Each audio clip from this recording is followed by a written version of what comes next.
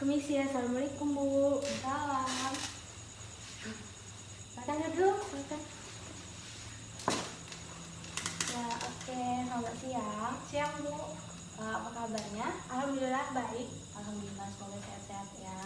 Oke, jadi sebelumnya biar kita lebih akrab satu sama lain, kita perkenalan dulu ya. Perkenalkan, nama Ibu Nadila Desrani Putri. Di sini Ibu sebagai konselor. Nah, jadi agar kita saling mengenal, Ibu juga ingin tahu nama kamu siapa Nama, dan panggilannya. nama saya Tessa Sadin, panggil saja Tessa Bu. Tessa. Oke, Tessa kalau boleh tahu hobinya apa? Ya, mungkin bisa dibilang baca sama masak. Baca sama Nah, jadi Tessa kesini dengan tujuan ingin mengikuti konseling ya. Benar. Oke, jadi sebelum itu Ibu mau ngasih tahu asas-asas yang ada di dalam konseling. Ada asas kesukarelaan. Jadi Tessa menuju ke ruangan ini untuk menemui Ibu melakukan konseling individual pada siang hari ini benar-benar dari diri Tessa sendiri gitu, tanpa ada paksaan dari orang lain. Nah, selanjutnya ada asas keterbukaan, di mana selama Tessa menjalani konseling individual nanti Tessa benar-benar terbuka agar kita bisa sama-sama mendiskusikan untuk mencari solusi atau jalan keluar dari permasalahan yang Tessa hadapi. Nah, yang terakhir itu ada asas kerahasiaan. Nah, jadi apapun yang Tessa ungkapin nanti tentang permasalahan yang Tessa hadapi, Tessa jangan khawatir, pokoknya Tessa luapkan aja semuanya, karena kita sebagai konselor tuh memiliki komitmen untuk menjaga permasalahan-permasalahan kliennya. Nah, oke, untuk masalah waktunya mungkin sekitar 10 atau 15 menit cukup Tessa untuk melakukan konselingnya. Boleh? Boleh ya, karena nanti saya juga bakalan ada pertemuan lagi gitu. Nah, jadi kalau misalkan ada keluhan atau masih ada permasalahan yang ingin Tessa bicarain, mungkin bisa kontak lagi gitu untuk pertemuan selanjutnya melalui via WhatsApp atau telepon juga bisa, ketemu langsung untuk pertemuan selanjutnya juga bisa. Oke. Baiklah, jadi hal apakah yang hendak Tessa bicarakan pada konseling kita pada hari ini? Mungkin dalam kecanduan gadget Bu. Kecanduan gadget. Nah, boleh minta tolong itu nggak Tessa bicarakan, ceritakan lebih lanjut permasalahan yang Tessa hadapi itu.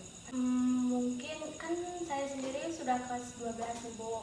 Harusnya bisa lebih fokus dalam menghadapi mungkin ujian untuk akhir sekolah nanti atau ujian untuk masuk ke perguruan tinggi. Mungkin bisa melalui gadget itu sendiri atau lewat smartphone itu sendiri, tapi yang saya dapatkan dalam diri saya lebih ke arah, bukan ke arah ke pelajaran yang saya mainkan dalam smartphone itu sendiri. Mungkin sewaktu dari SMP ya, saya sama teman-teman saya pun belum merasakan apa itu smartphone. Itu pun kalau dikasih pun bakalan lebih kayak dikasih waktu cuman seminggu sekali. Nah, jadi boleh nggak Bu saya minta solusi buat kedepannya agar tidak terlalu candu dengan gadget tersebut? Oke, Tessa tadi udah ngomong ya kalau misalkan Tessa mulai merasa kecanduan gadget, padahal pas SMP tuh enggak, karena memang nggak dikasih gadget sama orang tuanya. Semenjak SMA jadi kecanduan dan sering main game, jadi lebih sering main game ya. Memangnya Tessa main game biasanya bisa sampai jam berapa? Mungkin saya biasanya yang tidur jam 10, mungkin lebih ke malam Bu, gara-gara game online ini. Online. Oke, baiklah, sebelumnya saya mau kasih tahu ke Tessa nih akibat dari kecanduan gadget yang berlebihan, dan mungkin juga Tessa udah tahu beberapa ya.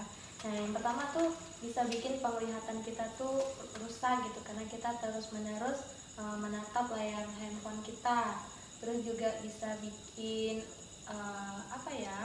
kita lebih tertutup dengan orang gitu, kita jadi susah bersosialisasi, terus juga mengurangi konsentrasi atau fokus kita. Dan juga karena Tessa tadi suka main game online, bisa bikin jadwal tidurnya berantakan ya, sampai tidur larut malam, terus juga bisa mengakibatkan ngantuk di sekolah gitu ya. Kadang bahkan bisa mungkin mungkin teman-teman Tessa ada yang lalai untuk mengerjakan tugas rumahnya, PR-nya gitu ya, karena kasihkan begadang main game online. Nah, menurut Tessa apakah dampak-dampak itu buruk atau baik? Buruk Bu. Buruk ya, negatif ya.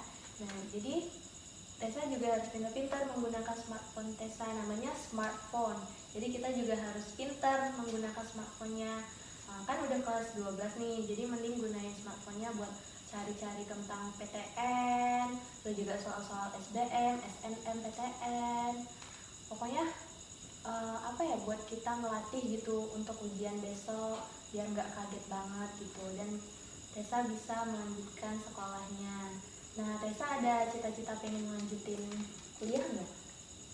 Ada. Kemana? Bandung. Bandung? Oh, boleh.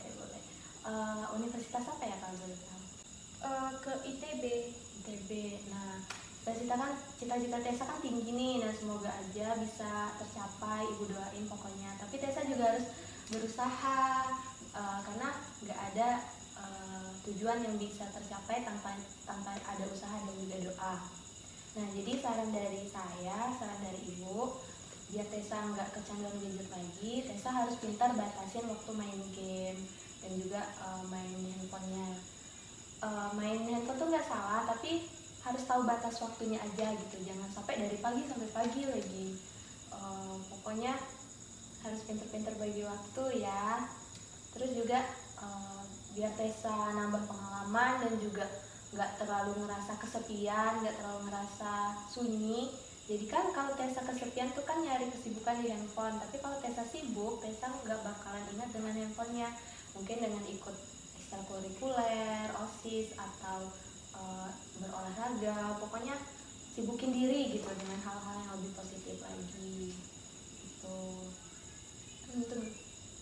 Nah, selanjutnya kan Tessa misalkan hobi main handphone ya, terpaku gitu, mungkin Tessa bisa mengganti handphone itu dengan membaca buku. Selain lebih bermanfaat, juga bisa menambah ilmu dan juga wawasan Tessa sendiri gitu. Oke, mungkin segitu saja dari ibu. Jadi setelah kita lakukan konseling ini, kira-kira langkah apa selanjutnya yang bakalan Tessa lakuin? Mungkin yang dibilang ibu tadi lebih ke hal positif, seperti membaca buku ataupun yang lain. Ya. Oke, saya doain semoga Tessa nggak terlalu kecanduan gadget lagi ya. Tapi Tessa juga harus berusaha untuk nggak kecanduan. Mulai nanti malam coba untuk nggak usah bergadang, oke? Baik Bu. Oke. Mungkin segitu dulu konseling kita pada hari ini. Tessa masih ada yang ingin ditanyakan nggak? Mungkin udah Cukup ya. Nah, tapi kalau misalkan tiba-tiba ada sesuatu hal yang mengganggu pikiran Tessa, ingin dibicarakan lagi kepada saya, boleh kontak melalui WhatsApp, atau ingin melakukan konseling lebih lanjut juga boleh. Mungkin di lain waktu saya boleh bertemu sama orang tua Tessa untuk membicarakan pembatasan waktu Tessa bermain gadget. boleh Bu. Ini bukan orang tua bukan pengekang, tapi cuma untuk memantau anaknya gitu. Itu sih maksud dari ini. Oke, mungkin cukup sekian. Terima kasih Tessa udah sukarela dan menemui saya untuk melakukan konseling individual pada siang hari ini. Semoga solusi-solusi tadi bisa bermanfaat bagi Tessa dan Tessa bisa tidak terlalu kecanduan dengan gadgetnya ya. Oke, kita cukupkan sampai di sini ya. Bu, terima kasih banyak Bu. Selamat siang. Iya, Assalamualaikum. siang. Salam.